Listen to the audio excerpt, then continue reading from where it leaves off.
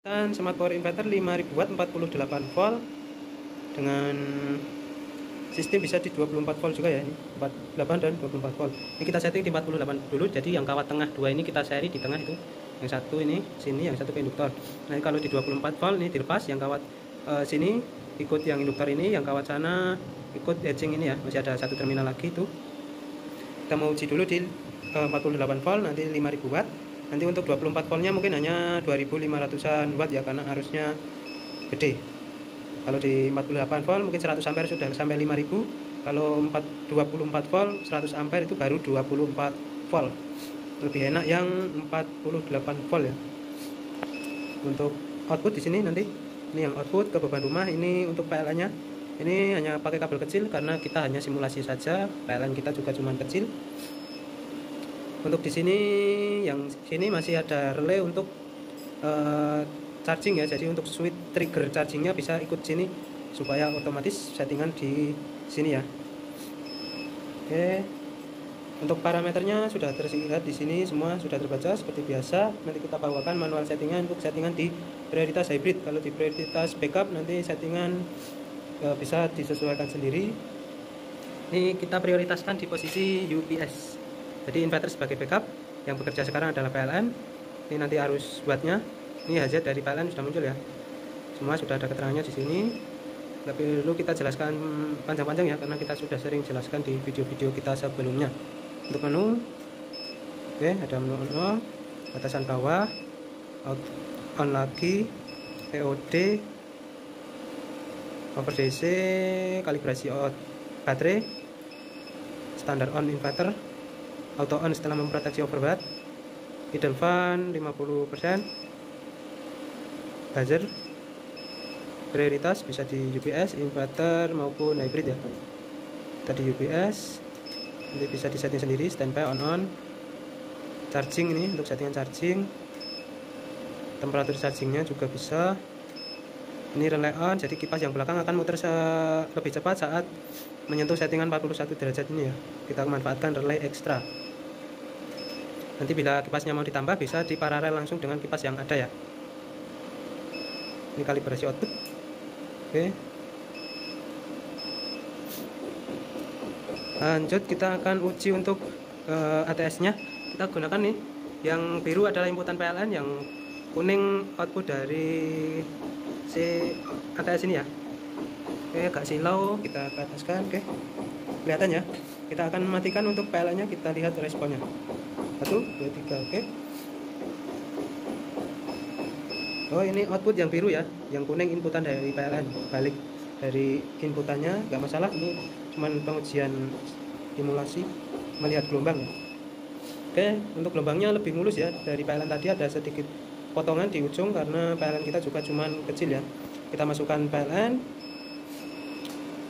masuk, kita tunggu sinkron. Jadi saat PLN belum stabil pun nggak akan berpindah ya. Cari sinkron, berpindah ke PLN. Kita coba lagi, 1, 2, 3. Oke, langsung terbackup oleh inverter. Kita masukkan PLN, dari sinkron berpindah ke PLN. Jadi nggak ada persimpangan fase. Untuk kedipnya di mode backup pasti ada kedip, tapi saat kedua sumber ada pastinya nggak akan ada kedip ya, halus. Tapi kedipnya itu sangat cepat, hanya terjeda di kontaktor ini saja. Jadi antara jaraknya kontaktor itu sangat, hanya berapa milisecond lah, nggak sampai restart untuk alat-alat. Oke, lanjut kita akan uji tes load beban. Jadi kita matikan untuk PLN nya karena kita mau melihat watt maksimal dari inverter tersebut. Oke, yuk kita akan lihat.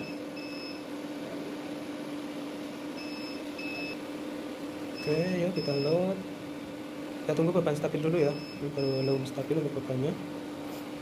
Oke, ini 1000 watt 6 ampere, 2000 watt 3000 watt, gelombang masih stabil, masih error. Kita naikkan dulu untuk limitan arusnya ya. Oke, sudah kita tambahkan limitan arusnya, kita tunggu beban naik dulu.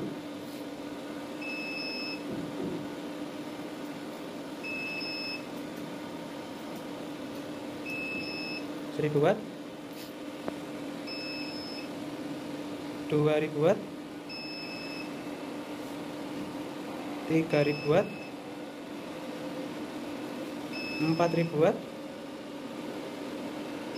20 ampere, 5000, 6000 watt. AC error ya, memproteksi overload. Tunggu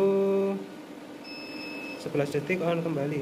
Ini ada low AC, ini pembacaan dari kitnya dan pembacaan Atmega. Jadi seperti itu untuk pengujian di 48 volt. Kita rubah dulu untuk settingan di 24 voltnya. Kita jeda sebentar.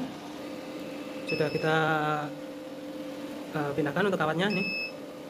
Ini jadi dua ya, yang sana dua. Posisi kawatnya 1, 2, 3, 4. Ini perhatikan, dua dapat yang pendingin, dua dapat yang ini ya. Seperti itu. Ini baterai sudah masuk. Kita hanya pakai kabel kecil karena ini hanya simulasi ya, kita nggak punya baterai 24 volt. Ini sudah nyala LED-nya. Kita coba on-kan. Oke, ini masih belum bisa on ya karena settingan dikitnya kita belum di setting. Jadi ini nanti Bapak tinggal merubah sistem aja, nggak usah setting tripod. Kita nah ini nanti settingannya di Atmega saja ya.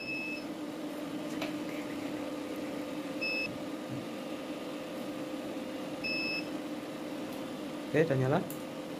Nanti di 48 nya otomatis sudah bisa digunakan, tinggal nyeting di sininya aja ya.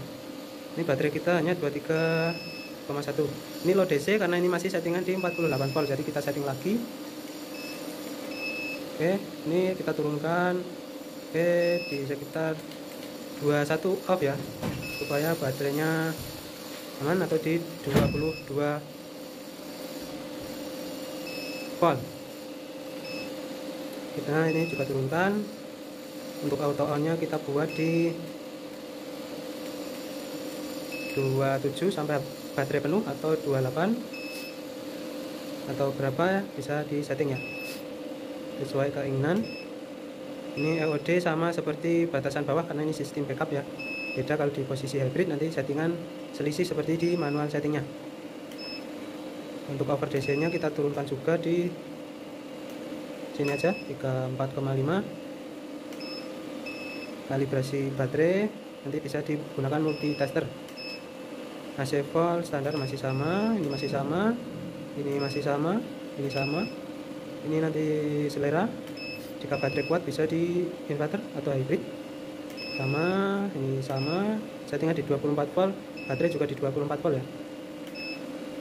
Ini sama, ini sama, ini sama.